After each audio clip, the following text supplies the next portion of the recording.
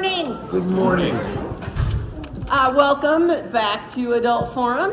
This morning we are once again privileged to welcome Dr. Bruce Gourley to do part 2 of 3 parts on Christian nationalism in the United States and potentially other places, but I'm guessing mostly here. Bruce will be next week. Well, Bruce will be back in 2 weeks on the 14th, right? Right. Next Sunday, May 7th, Adult Forum will be presented by Pastor J.P. Carlson, our LCM campus pastor, along with some of the LCM students at MSU who traveled to Guatemala over their spring break on a service and learning trip. And JP will also preach next Sunday in worship. So we'll be, and this is the week for delivering stuff to create finals bags for students who are freaking out about their exams. Anyway, so that's next Sunday, and Bruce will be back to conclude things on May 14th. And should I say anything else? It's up to you. All right, I think we're good. I'll turn it over to Bruce. Yay! It's good to be back. Some of you I recognize from prior holiday courses and 2 weeks ago as well. Some of you I don't. Some of you I know missed the first time. And so I'm a historian. My doctoral work was primarily American history. Civil War and religion was my dissertation topic, which became a book. But I also had secondary emphasis was Islamic history. So I'm kind of a generalist in the field of history. Done a lot of work on religion in America in particular, among other topics. And what we've been talking about is what is today referred to as Christian nationalism. It's a term that many of you had not heard of formally until recent years. But it's a problem that's been with us for a very long time. Last week we talked about, I kind of framed Christian nationalism as thinking of it as a spectrum. And on one side of the spectrum is kind of a vague notion of America being a Christian nation. There is a widespread belief among many Americans, particularly white Americans, that America was founded as a Christian nation. That is not true. The Constitution separated church and state. It was very clear that America was not. The eyewitnesses from that era, the writings that we have from that era, talk about, we read from Christians of that era, how some wanted America to be founded as a secular nation and some did not. And it was, and some were happy afterward, and some were not. There's also a concept, slightly different concept of America being a Christian nation culturally. I think we can make the argument that culturally, America has been, for quite a while, a Christian nation. Not formally, not officially, not founded as, not in government, but culturally, because the Christian faith is so predominant. And if this is over here, it's kind of fuzzy. It's not January the 6th, okay? Over here in the middle is a belief that America was founded as a Christian nation, but beyond just being a kind of a fuzzy general belief, it is insistence that America was founded as a Christian nation. It goes against history, it goes against reality in history, truth, but there is a deep-seated belief here that America was founded as a Christian nation. And there is a major industry within white evangelical Christianity parroting this line, this belief, this systematic thinking of America founded as a Christian nation, built on false interpretations of history. David Barton down in Texas is one of the big proponents of that, if you've ever heard of David Barton and his organization called Wall Builders. Very influential, by the way, in state legislatures, not only in Texas, but even here in Montana. Over here on the far right, we add this in the middle of this insistence that America was founded as a Christian nation, and this systemic belief system that goes with that. And over here we add a dimension of anger and violence about this. And this is where January the 6th fits. You saw the Christian imagery on January the 6th at the Capitol, during the Capitol insurrection, the domestic terrorism of that day. Many Christian symbols, flags, banners, cross, and people praying for God to bless them with the ability to overthrow our democracy. and in effect install what we might call a partial theocracy, which is ruled by God. So all of these different dimensions. I want to focus today on, I gave some history last week, I want to focus today on where we are now in our lifetimes and in recent years. I just got back in late last night from a weekend in Alabama doing a civil rights tour with a African American activist colleague from Washington, D.C., and visiting and listening to, talking with, but especially listening to some civil rights leaders and some young persons who emerged in the civil rights movement who were involved, for example, in the Selma Bridge March back in '65, and some others, and just really hearing some amazing stories from some amazing people. In the course of that time in Alabama, we visited the small group that we had that were doing this tour. We visited some churches in Birmingham. Some of you may be aware, some of you may not be aware, some of you may be aware, that Birmingham was kind of an epicenter of violence in the South, pushed back against civil rights. And Birmingham gained the nickname Bombingham in the 1950s and 1960s because there were hundreds of bombs that were detonated by white people angry at civil rights, bombing churches, buildings, and other things around Birmingham. When we speak of white Christian nationalism, white Christian nationalism, I want us to be thinking about that term, and I want to use some imagery here that I saw in Birmingham, in a couple of churches in Birmingham, both of which were bombed during the civil rights era. One bombed 3 different times. In one church that we visited, which had been bombed and much of the church destroyed, stained glass destroyed, and much of the church left in wreckage. And this was the one where 4 young girls were killed in Birmingham during the civil rights era, and it really made national headlines. Afterwards, they had to replace some stained glass in the church, and they put in a stained glass installation of a portrayal of Jesus, and it was a bit different from what we know. It portrays Jesus as a brown-skinned person with arms open, inviting all, and it's kind of as a mosaic that represents all people. A brown-skinned person. In the other church, the other church that I'm thinking of right now was bombed 3 times. They kept their traditional, they had replaced stained glass as well. Part of it was completely destroyed. But they had the church, but they had to replace some of the stained glass. But they kept the portrayal of Jesus in stained glass. They'd been in that church for a very long time. Both these churches were black churches, I should add, in case you didn't pick up on that. It was a white Jesus. Brown Jesus and white Jesus. White Christian nationalism. So both these churches, the other church also previously had a white Jesus in their stained glass. I visited a number of black churches over the years, and most have portrayals of Jesus as white. Black churches, interestingly enough. Where does the white Jesus come from? In reality, Jesus was a dark-skinned, Middle Eastern, Aramaic-speaking person. The story of white Christian nationalism in history is, if you go way back, is a story of what became known as Aryans.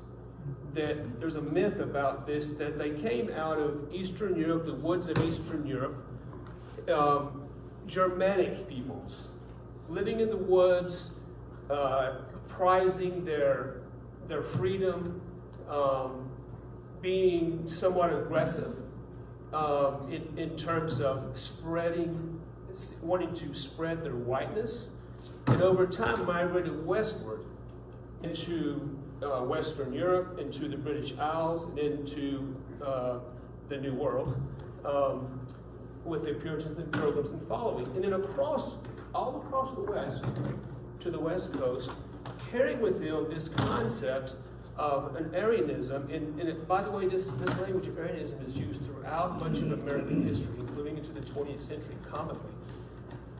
By Teddy Roosevelt, for example, in the early 20th century, he used this a lot. This idea of this destiny of the Aryan race, the pure race, the white race, to carry Christianity and whiteness to the world. There's a whole long story behind that. But think of, I'll put it this way: the images of the Jesuses and churches. That in many ways, when we think of white Christian nationalism, for a long time it was white Christian nationalism, with white being dominant, in some ways Christianity being whitened, if you will, by stained glass windows again.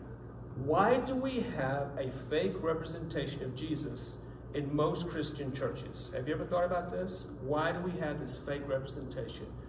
When Christianity was made white, when it really was not. Jesus was not white. Why do we do this? And why do black churches do this, for the record? Well, historically, it was dangerous not to. And for that Birmingham church that had been bombed and those 4 young girls killed, for them to put up a ground Jesus in stained glass was challenging. It was dangerous even then, because they could have been bombed again. They knew they could have been, by portraying Jesus in the reality of his dark skin. So, in the course of history, and as we think of white Christian nationalism, the whiteness drove Christianity, or what was considered Christianity, for a very long time, including our westward expansion here in our part of the country and beyond. But even at times when America's democracy tried to move forward to being beyond whiteness, such as the end of slavery at the end of the Civil War, and then Reconstruction afterwards, there was always a backlash by white Christianity to that. So Reconstruction did not last. It did not last because even white Northerners gave up on it. I'm really generalizing things here and condensing them. Didn't have the will to make certain that white Southerners allowed blacks to have freedoms in the South after the war. Civil rights, so we jump forward to our era now in civil rights, which in particular, civil rights was the first really successful effort legislatively and politically, because Reconstruction failed in terms of legislation. Reconstruction in the post-Civil War era to incorporate blacks in Southern society, it failed legislatively. Even though there were the 13th and 14th and 15th Amendments, you may know the story, that white Southerners effectively annulled those freedom amendments, and then legislation that was passed, acts were passed to try to enforce it. Not until the Civil Rights Movement did America's white, culturally Christian democracy really begin to be challenged in a way that stuck. With the civil rights legislation and acts of the 1960s, especially the 64 Civil Rights Act and 65 Voting Rights Act. There was a crack in the story, a long time story, we went back way before America, of the advance of white civilization as a dominant civilization. There was a crack in that. And in many ways, the basis of what, the beginnings of what we're seeing in terms of modern white Christian nationalism might be expressed better as white Christian nationalism, not white Christian nationalism. All of a sudden, in our lifetimes, in the 70s, 80s, and forward, it no longer became socially acceptable, it no longer became politically acceptable, bluntly, to talk in crude language about black folk in particular. But all of a sudden, the black-white divide, in the black or the non-white and white divide that had characterized much of American Christianity throughout history at large, that became a bit awkward to do.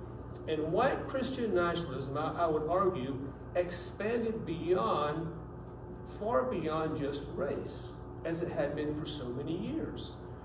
It expanded into some things that we are seeing today.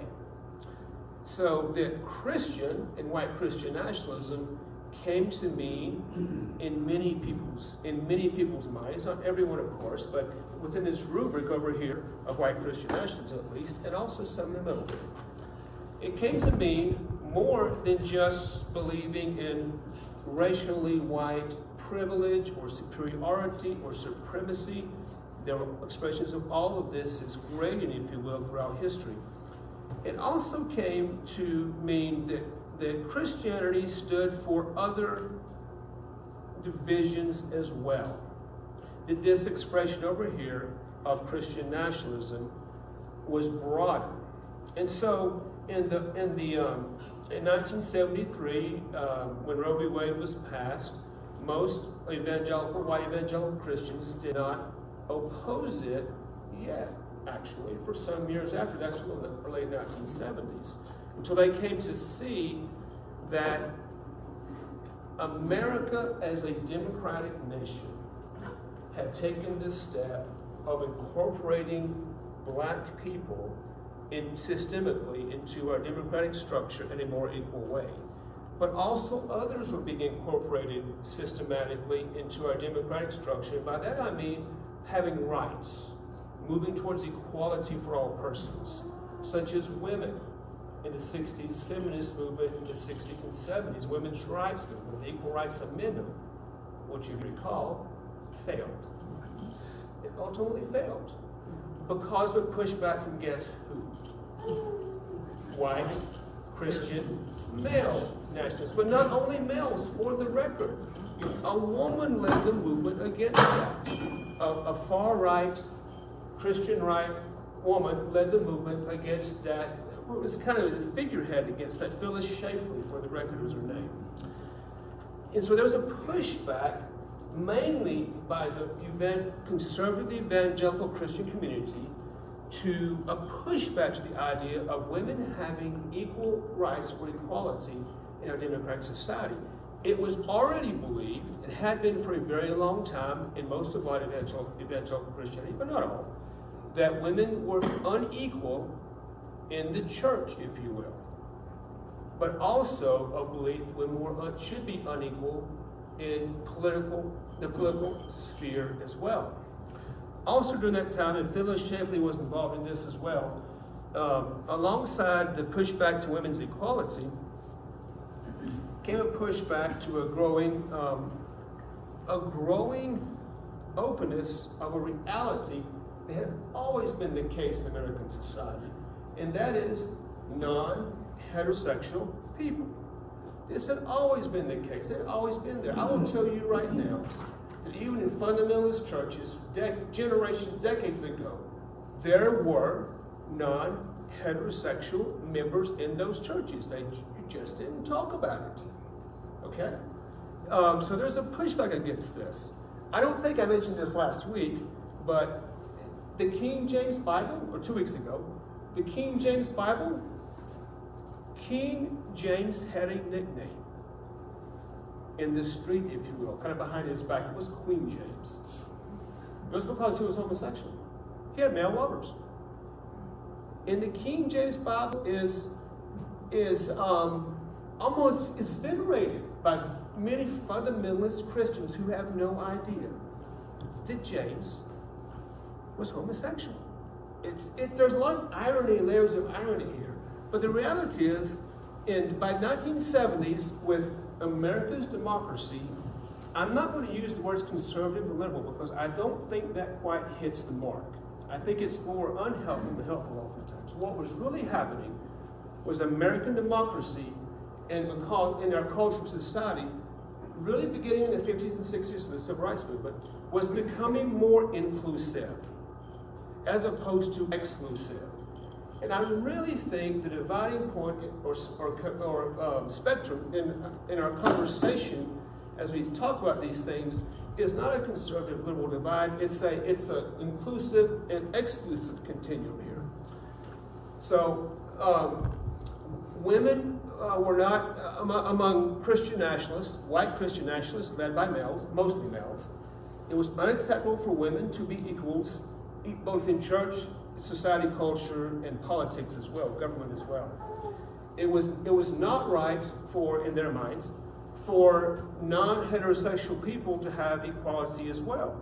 And was Anita Bryant? Anita Bryant was a main figure opposed to the advances being made freedom-wise or equality-wise by non-heterosexual people. And then a third, the abortion issue was an issue that the Christian nationalists really landed on that was very emotional, and that they could rally troops. I don't mean troops with arms in this case, I mean political allies, mass movements, and so forth. They could rally a lot of folks around saving the unborn as a feel-good issue at the same time that they were calling themselves pro-life. This language actually emerges post Roe v. Wade in popular usage. It was not in popular usage before Roe v. Wade. But so pro-life in wanting to protect embryos and fetuses, but very anti-life in how they were dealing with unapproved, living, breathing human beings. Is perhaps one way of saying that. So all of this is going on. The anti-abortion position becomes kind of a cover for being, in many ways, anti-humanity or anti-life against others. If you notice today, I mean, our legislature today in Montana and other states too, we've just seen this past session, there are a lot of gender issues being waged by white Christian nationalists. This does not have to do with race. Okay, like for much of history, white Christian nationalism did, and still does in many ways. But it has to do with who is considered, I mean, this is the term, I'm trying to reach for my own words to describe this, but who should be considered a genuine human being, and who should be pushed off to the side, is kind of where we're at right now, as being unworthy, or so who is unworthy, and who is worthy is what's happening right now. And there's a whole host of issues that oftentimes center around gender and this concept of family values, which you may have heard of. You know, family values. Well, I'm not so sure that you can call discrimination against persons a family value, or this idea of some people being worthy and some people not being worthy a family value. But this is where the battlefield is right now. Abortion, interestingly enough, has turned out to be something different than it was just a few years ago because of the Supreme Court's decision. In many ways, white Christian nationalism, I think, right now, is in retreat, or at least on the defensive when it comes to abortion. They have pushed too far. They've got some pretty brutal victories. In some states, South Carolina was trying to pass legislation this year, which would have made would have enacted many penalties for women having abortions, including, by the way, the death penalty. And so there's a lot going on in terms of these various issues. Why? Why is this so important to white Christian nationalists? And the answer to this is something I want to focus a few minutes on today. I might have mentioned it 2 weeks ago, but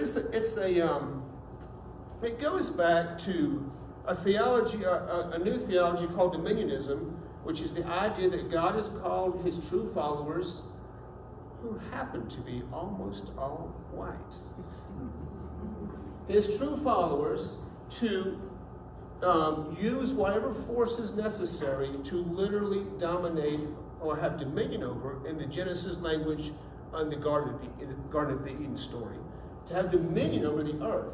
And they're over here on my far right with guns, and they're willing to fight to do it. January 6th was an expression of this idea of having dominion God's people, chosen people, having dominion over the earth. How did we get to where we are today? Some of us did not see this coming to the extent it has evolved. In the late 70s, the far-right Christian movement I had been describing and the dimensions of it that were emerging at that time, post-Civil Rights Act and Voting Rights Act, the emerging Christian right began founding organizations in D.C. and beyond. They founded legal organizations. They founded grassroots organizations and strategized on how to begin taking over local and county, in this case, Republican parties. Now, I would frame it this way. The Christian right chose the Republican Party as their political party, starting with Ronald Reagan. It was a marriage of convenience. Secular Republicans had one agenda which had to do more with lower taxes, trickle-down economics. Christian nationalists, white evangelicals who were Christian nationalists had a different agenda, which was cultural and social. That agenda, by the way, has now topped in many ways the economic agenda of the traditional Republican Party. So it was kind of an awkward marriage in some ways. But what they did, once they adopted the Republican Party as a political conduit for their agenda, they formed organizations like the Moral Majority. You may recall that Jerry Falwell, for example, he and several others formed the Moral Majority as a PAC, a political action committee, not a religious organization, but a political action committee. Tilden LaHaye, who wrote Left Behind series, founded an organization in D.C. called the Council for National Policy. It still exists. It's kind of secretive. Ann Nelson, and the author Ann Nelson has written a book about this, and there's another book about it as well. I'm drawing a blank on it right now. But the Council for National Policy, perhaps, certainly one of the most powerful organizations in D.C. And under presidents, the two Bushes, it may have been the most powerful political organization in D.C. Very quiet. It involved a lot of leading figures, Christians and otherwise, who had this vision of America expanding its empire abroad into the Middle East and beyond in the name of fulfilling God's destiny for America. Manifest destiny, a term that's been used for many generations. A continued expression of what they perceived as a white Christian nation chosen by God, spreading God, taking their rightful place in the world and spreading the Christianity, forcing Christianity upon still more and more of the world. The story of Arianism historically, plays at this. Tacitus, who was a Roman writer back in the 1st century AD, actually, at least as early as that, there were writings about German Arianism. He wrote a book called Germania, and he talked about these woody woods, forest people in Eastern Europe being fierce and cohesive in their white identity, and of course they would overwhelm Germany and spread. And the idea became that, well, in some ways, when we think of white Christian nationalism, would literally in time conquer the world. The Aryan race would really dominate the entire globe. And if there's an expression of that today, it's dominionism theology, which has the same concept of God having dominion over the world, in which there are dozens and dozens, maybe hundreds by now, of Christian right organizations, some as old as the late 1970s, who have quietly been plotting and planning and putting together the stepping stones that have led where we are today to attacks in state legislatures, to the abortion ruling recent, a year and a half, 2 years ago almost now? Am I right on that? Is time flying? Or was it last year? Last year. That have led to where we are today. On the other hand, what we might think of as more modern to mainstream Christianity, white or otherwise, has never developed the infrastructure on the scale that the far right has. They started playing a long game 45 or so years ago, and we're seeing the fruition of that now, the coming of age of that now. And still, I would argue that there is no significant, there's some good organizations that are doing good work, but there's nowhere near the long-term infrastructure to counter this long-term movement, which has taken several different terminologies and names and shapes over the years, but which basically comes down to the commonality of white, Christian, which can have many different meanings that we talked about 2 weeks ago, male, nationalism, and nationalism refers to ethnicity, which goes back to white. So we can think of white, Christian, male, superiority even, or supremacy would be appropriate to say it that way. I started with a painting and sharing with you some images of Jesus that we have in our churches, and how that the Jesus that's portrayed really in most of our churches is really, if we're honest, is a fake Jesus. Jesus was made to be an Aryan, basically. He was not. I have a friend who does who has a ministry talking about, I see your eye symbol here, a Jesus worldview. And he uses an eye symbol for that. And he talks about how that most Christians, it seems like, aren't looking at the world through the eyes of Jesus, or through the lens of Jesus. Just like our stained glasses don't really portray the actual Jesus, typically, or images of Jesus don't portray him. Worldview is a modern terminology. It means, it comes from a German word in the 1800s, and it was originally interpreted to mean how one describes the world. But in modern times, it's come to be used in our part of the world as how one prescribes the world, or makes the world be, if you will. And a Jesus worldview is far different than a Christian nationalist worldview. A Jesus worldview, in which Jesus of the Gospels, if we just focus on the Gospels, Jesus is inclusive. He is welcoming of all persons. He especially identifies himself and God with the lowliest of people, the outcast, the underprivileged, the poor, minorities, we might say in our time, and Samaritans were minorities in Jesus' day as well. And that's where God's presence dwells. That's a Jesus worldview, looking at the world through a Jesus lens, rather than a white Christian nationalist lens of power. And ultimately, that's what Arianism has always been about, having power over others. And ultimately, much of institutional Christianity historically has been about having power over others. Institutional, empire Christianity. And today's white Christian nationalism, as we are seeing here in Montana and elsewhere, is about having power over others and defining who is in and who is out, who is worthy and who is not, in the name, supposedly, of Jesus and Christianity. Supposedly. But that is not the case. Not really. We have about 10 minutes left. I want to make sure I leave some time to have some conversation, comments, discussion, whatever. So, again, a very brief presentation. We only have so many minutes.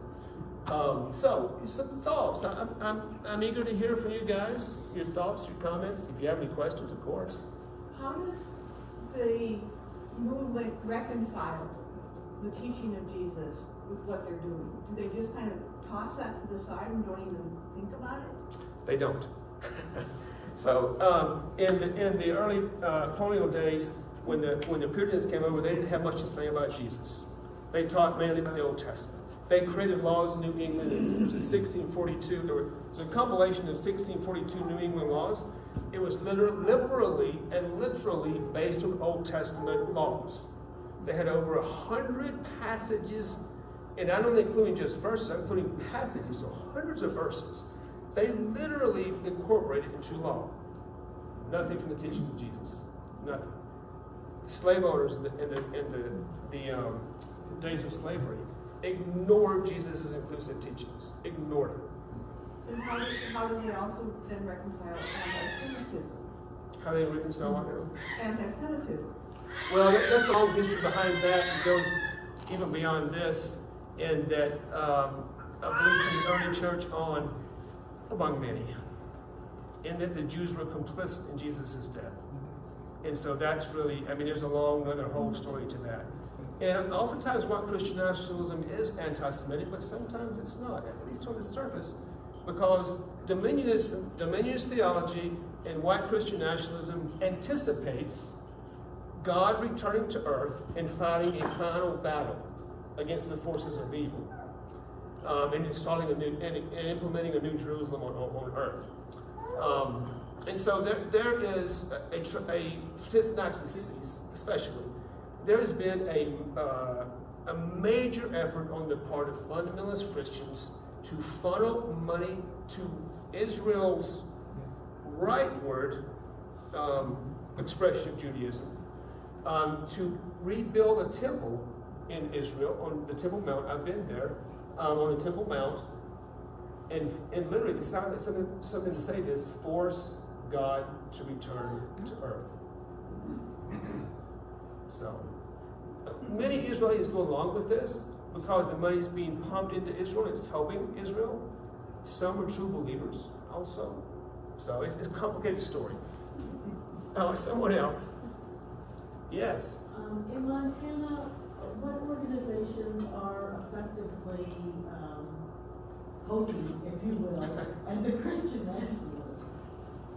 So there is an evolving, how would I say this, consortium of organizations. Some that are behind it are such things as there's the American Family Association.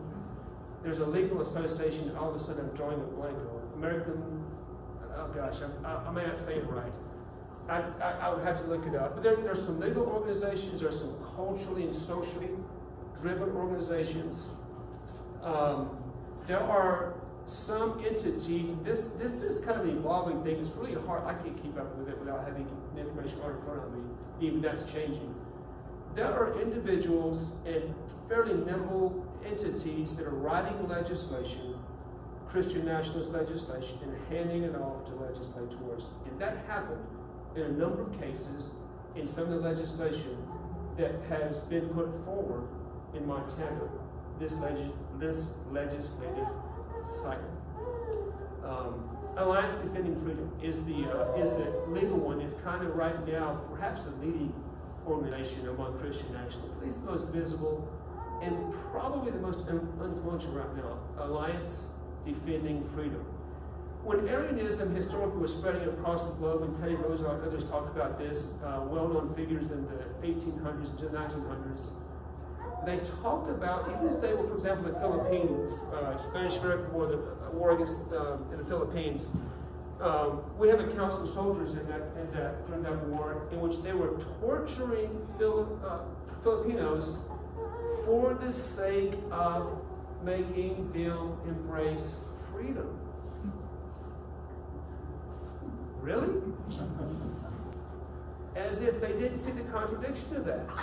Freedom, Alliance Defending Freedom, is not for freedom for everyone. The slave owners did not want freedom for everyone. Go down the list. The civil rights caused such a stir in America because so many white folk did not want freedom for everyone. There's a pattern here of how we use the word freedom, who is worthy and who is not. White Christian nationalists know in their minds who is worthy and who is not. And they're willing to cram it down our throats. Yes? Freedom Caucus, in the legislature. Right. Is that white Christian nationalism, or where do they fall on the spectrum? In Montana? Yeah. So the Republican Party is split. in that there's a, what's the middle row Republicans in my take? I'm drawing a blank on it right now. Solutions Caucus. It's sometimes referred to as a Solutions Caucus, which are kind of in the middle. Freedom Caucus is a far-right language terminology that may be used here in Montana. I know it's used nationally among Republicans as well. And again, it's a limited version of freedom. Thanks. I was wondering about how they think about violence. Some of them just say that there is no violence in Christian nationalism. So the I story. don't know how they make them not see that. Over here, there is violence. So the story behind that briefly is that Tim LaHaye, who founded the Council for National Policy, which is so influential in Republican circles for not only our domestic policy, but our national policy as well, this idea of a strong, imperialistic America. Tim LaHaye wrote the Left Behind series books, in which he talked a lot about spiritual warfare. Dominionism, meanwhile, at the same time, which Tim LaHaye was a founder, along with Bill Bright, the founder of Campus Crusade, was advocating for an actual, literal overthrow of American democracy. So spiritual warfare here, in the Left Behind series, if you've heard of that, so many white evangelicals read that.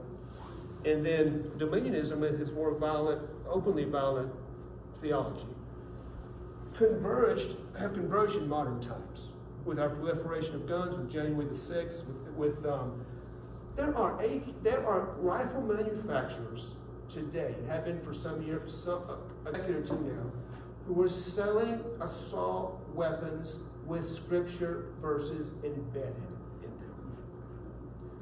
The belief is that, and it's a false belief, that the conservative white Christians are being persecuted.